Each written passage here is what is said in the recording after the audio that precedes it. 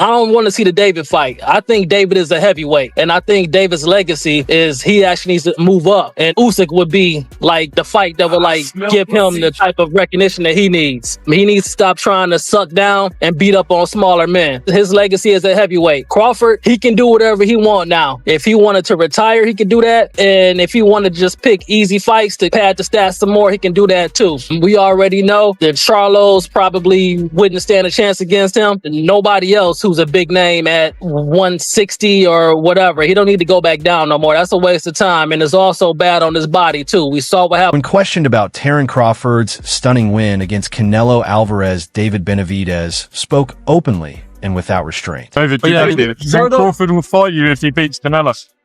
No, I wouldn't fight Crawford. The WBC light heavyweight champion summed up Crawford's showing in 4 words that fans quickly felt captured the moment perfectly. Benavidez made it clear that Crawford's rise into boxing history was nothing short of incredible and proved that the fighter from Omaha now belongs among the sports legends. Earlier this month, Crawford stepped into the ring with the Mexican superstar, and many believe that moving up 3 weight divisions would be too difficult. Instead, he shocked the boxing world by beating Canelo and claiming the undisputed super middleweight title. The fight took place at Allegiant Stadium in Las Vegas, and when it ended, the judges clearly favored Crawford with scores of 115 to 113, 116 to 112, and 115 to 113. Crawford is the best fighter on the planet. Pound for pound, he's that dude. In this 4-belt era, he is now the undisputed world champion 3 times over. 140 pounds, 147, now 168 pounds, claiming all the belts. You don't see people doing that very often. Going up against a guy who was perceived as being bigger and stronger, Crawford was strong. Crawford was strong enough to fend him off, strong enough to make him respect his own power. He used his jab. He used his distance. He had poise in the ring. He wasn't rattled. He backed up and moved when necessary and kept us different. He exchanged enough to gain respect when necessary. It was a brilliant, brilliant, masterful fight on Terence Crawford. Crawford set a fast rhythm from the opening bell that Canelo simply could not match. This was not just another win, but a turning point in boxing history. He became the first male fighter to hold undisputed titles across 3 different weight divisions, which locked in his legacy. At 37 years old, the Omaha native delivered what many believe was the finest performance of his career. David Benavidez, who is also an undefeated world champion, made it clear that Crawford's name belongs in every greatness.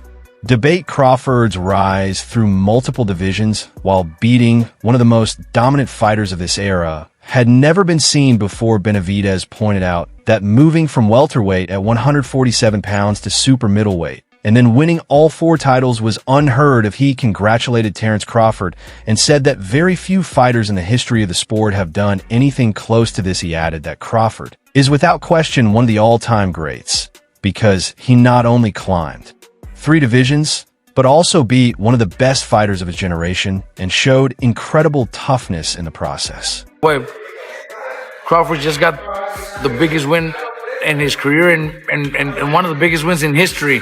He doesn't need to go out there and risk. But that is too big, too strong. We don't want to see a champion do so much and accomplish so much and then end his career with a bad choice, a bad fight that he shouldn't take. I wouldn't. There's no doubt that Crawford just secured the biggest victory of his career and one of the most important wins the sport has ever seen. He does not need to take another major risk because what he has already achieved is massive and powerful, and fans do not want to see a champion accomplish so much only to have his story end because of a poor choice or a fight he never needed to take. Many believe they would not make that move if they were in his place. With this win, Crawford became a world champion across 5 different weight divisions, and talk about what he should do next started right away. Some suggested he could move back down to middleweight to challenge Jan Becca Lim Ali, the unified WBO and IBF title holder. If that happens, he would be chasing a championship in a 6th division, which is nearly impossible for most fighters. At the same time, Canelo was left facing tough questions. The 35-year-old was expected to return in early 2026 after agreeing to a 4-fight deal, but many Fans and experts began wondering if stepping away from the sport might be the wiser path. Losing his undisputed crown to Crawford sparked real debate about whether his reign at the top had reached its end. But you avoid the monster. You understand me? That's going to tank the rest of his career if he keep trying to fight. Well, it's tough to say because he's made enough money that he can retire. He really has nothing else to prove. We saw him go up. He did but he tested himself all the way up as far as he could go. He won the light heavyweight title, then he lost to B-Ball. So that shows that the light heavyweight was his ceiling. And that's good enough. Really, right now, he got nothing else to prove. You know, I mean, of course, if you keep fighting, people going to demand you fight the monster because both of you guys are Mexican. But to me, you probably shouldn't do that.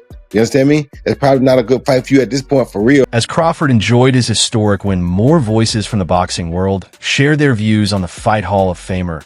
James Toney spoke honestly about what he saw from Canelo. He did not believe the fight was close or even a decent loss. In his view, Canelo was completely overpowered and broken down round by round. The Mexican star was not just defeated, but taken apart by Crawford's sharp pressure and constant control. It was a harsh judgment for a fighter who once looked unbeatable in the super middleweight division. Not only did they lose him, he got destroyed basically. Took it apart. Do you feel like he's gonna want that back? Do you feel like if he's a true fighter, a true champion, he gonna want it back and train twice as hard and do what it takes to get the job done. Basically, that's what comes down to right there. 100%. Tony's comments arrived as talk of a possible rematch between Canelo and Crawford started spreading. Some believe Canelo would want revenge quickly, especially after the WBC placed him back as the top contender at 168 pounds. If he chooses that path, Canelo was aiming to become undisputed for a third time, which is something very few fighters ever achieve, while Tony centered his attention on Canelo's loss. Former light heavyweight champion Sergey Kovalev shifted the focus to Crawford's future. Kovalev, who once faced Canelo himself, felt there was only one fighter who could truly challenge Crawford, and that was Dmitry Bivol, who beat Artur Beterbiev earlier this year. To fulfill his goal of becoming undisputed at light heavyweight stood out to Kovalev as the most dangerous matchup. He explained that Bivol's style could create problems for Crawford, but also said Crawford's last performance showed he can adjust to any weight and any opponent, which would make that fight especially interesting to watch. Couple of questions. Crawford, Spence. I know you watched the fight and you spoke about Crawford. How good is Crawford? Crawford is amazing, not just good. He's amazing, and he said the same thing about you. Thank you, Terence. But I think he should be in the book for is that good? How to learn boxing. You know, really, he's a very good fighter. Yeah, I like to watch his fights. Pound for pound, number one. Yeah, probably he is now because he is undisputed champion in 2 weight classes. It's crazy.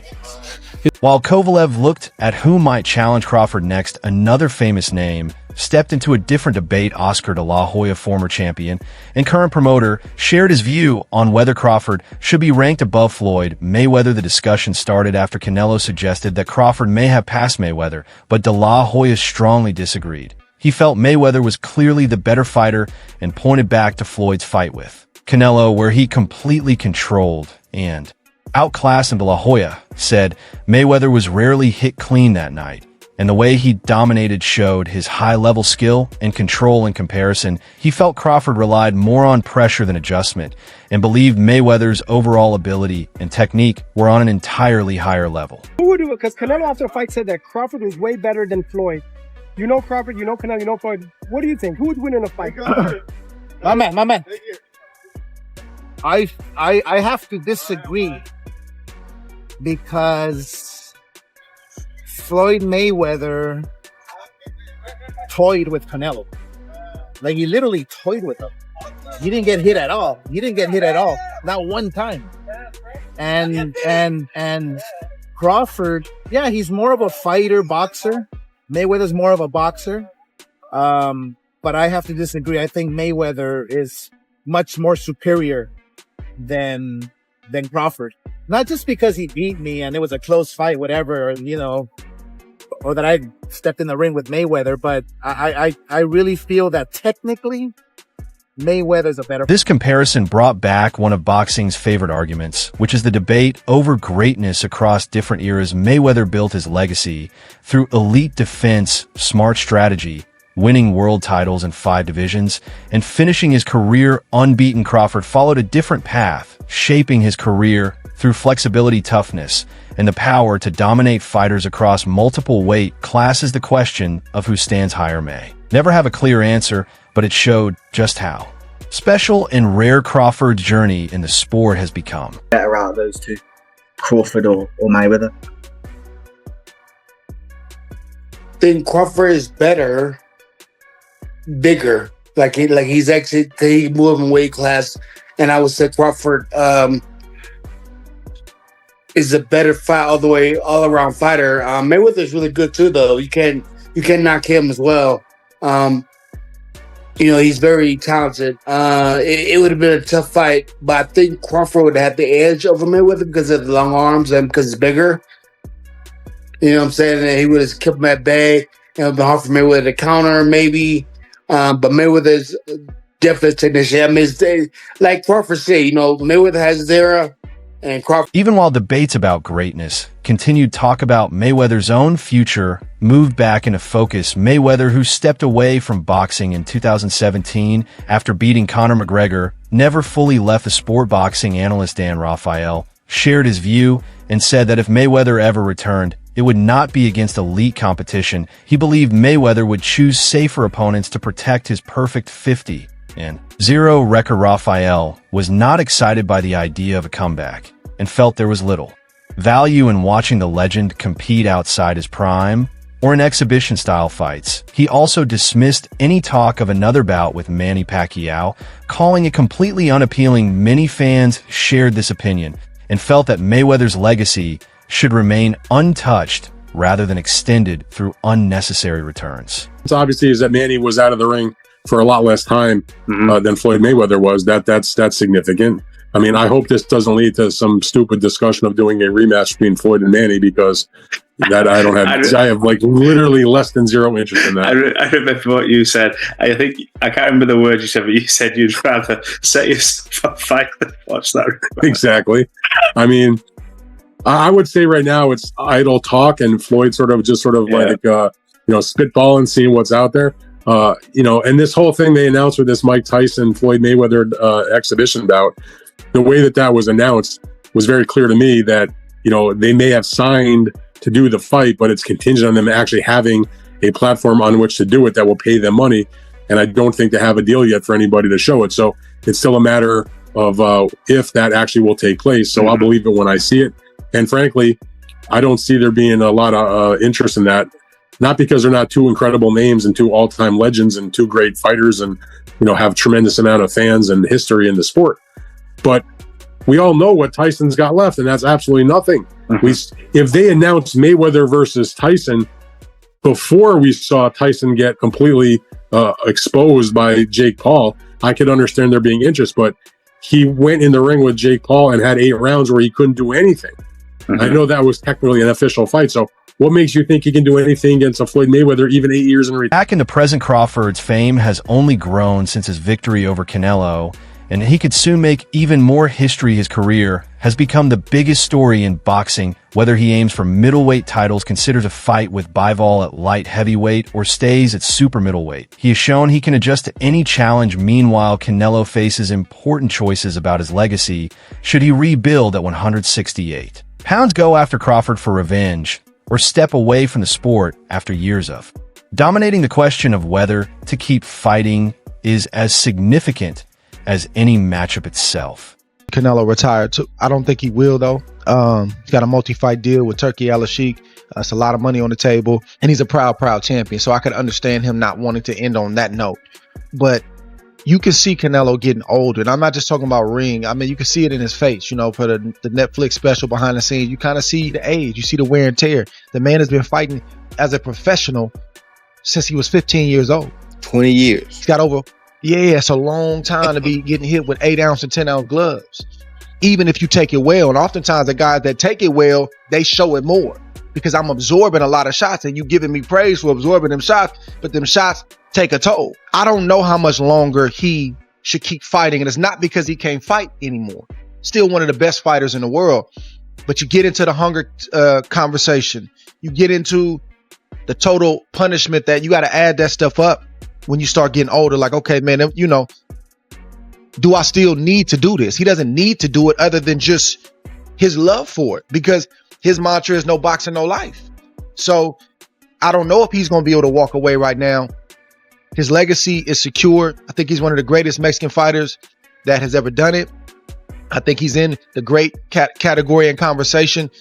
We can break down a resume another day, but I think that given the way that he fought and given the way that he bowed out, I think you just got to just leave it right there and give him his respect. I would like to see him maybe take one or two more and call it a day, go enjoy the fruits of his labor. From Benavidez's glowing praise, to Tony's blunt critique, from Kovalev's cautious analysis, to De La Hoya's bold comparison, and finally Rafael's doubts about Mayweather-Crawford's extraordinary performance, sparked reactions across the boxing world. Each perspective added a different angle, showing a sport in change where legends are tested and new stars rise. Terence Crawford stood at the center of it all, a fighter once questioned for not facing top opponents is now seen as one of the greatest in boxing history. With every weight class he conquered and every champion he beat, his legacy grew stronger. The only question remaining was just how far he was willing to go.